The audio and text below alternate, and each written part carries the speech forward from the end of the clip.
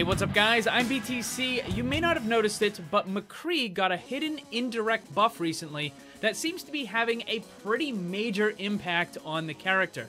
So what I'm talking about is a change that Blizzard made in one of their recent patches, and it has to do with the ultimate mechanic. Now, I talked about how this affects Sombra in a different video, how she can now use her EMP to kind of shut down a very large number of ultimates from a bunch of different characters. Now, really quick reminder, there is a $20 Steam gift card giveaway going on this week. In order to enter, all you have to do is be a subscriber, hit that notification bell, and then leave a comment down below. At the end of the week, I'll pick a winner. So in case you don't know, the change that they made to the ultimates makes it so that whenever you activate your ultimate ability, the charge meter goes from 100% to 0% instantly, no matter what. As soon as you press that button, it goes from 100 to 0. Now, this is different from what used to happen. There were some ultimates that would do this, where it would go from 100 to 0 instantly, but then there were others that would go down a little bit slower, and when I say a little slower, I mean the meter would still tick down really fast. Like, we're talking like less than a second here. Some characters like Roadhog or Reaper, after they activated their ultimate, if you were able to stun them or eliminate them immediately, then they might not have 0% ult charge. It might be down to like 30% or 50%, or if you were really fast, then they might still have like 70 or 80% of their ult charge left. So then they could come back, try to build it up a little bit, and then use their ultimate again. But that doesn't happen with this new ultimate change. And this is where MCCREE really starts to shine, because his flashbang has just gotten so much more powerful. Now, yes, there are other abilities that can also shut down these ultimates, like Ana's Sleep Dart, for example. But usually Ana is playing much further back, and the Sleep Dart has a projectile travel time, so yeah, she can shut down the ultimate, but it's a little bit more difficult for her. And then you have other ones like Sombra's EMP, but the EMP itself is an ultimate, so you have to build up an ult in order to cancel out the other ult. Another thing is, it really doesn't matter where you're playing. Unless you're on some high ground off by yourself, it's not obviously going to be effective. But if you're with your tanks, there are a bunch of ultimates that you can shut down. If you're with your supports, then there's a bunch of ultimates that you can shut down. So if you're in the back line with your supports and a Reaper comes in, tries to Death Blossom, you can instantly flashbang him. His ultimate is now completely gone, and you can probably follow up and get the elimination on him as well. Now, if a Tracer comes in the back line, you can make the Pulse Bomb disappear in mid-air if you're fast enough, but you gotta be really fast in order to catch that Tracer ult.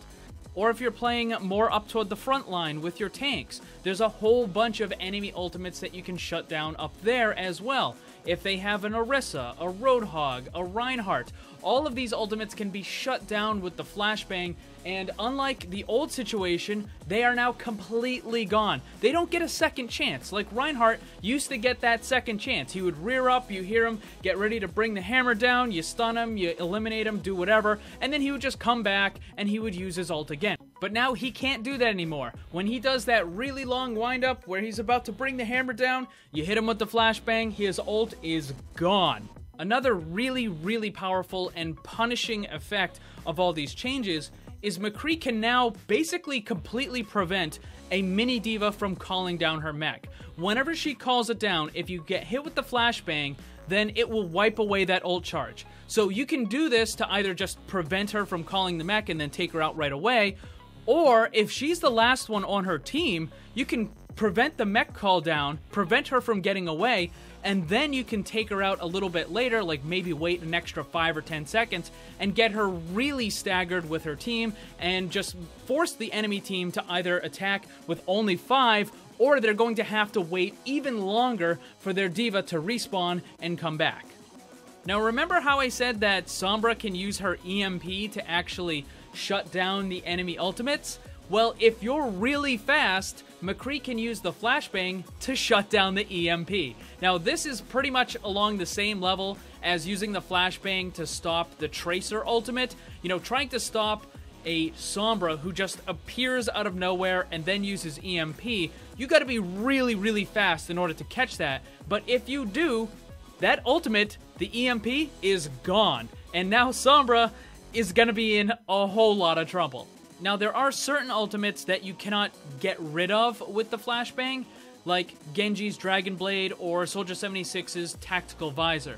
You can stun them as they're activating them, and the charge still goes to 0, but they still get to keep their ultimate. So that means Genji, if he survives, he can just start jumping around and swinging the Dragon Blade, and Soldier can start shooting with the Tactical Visor.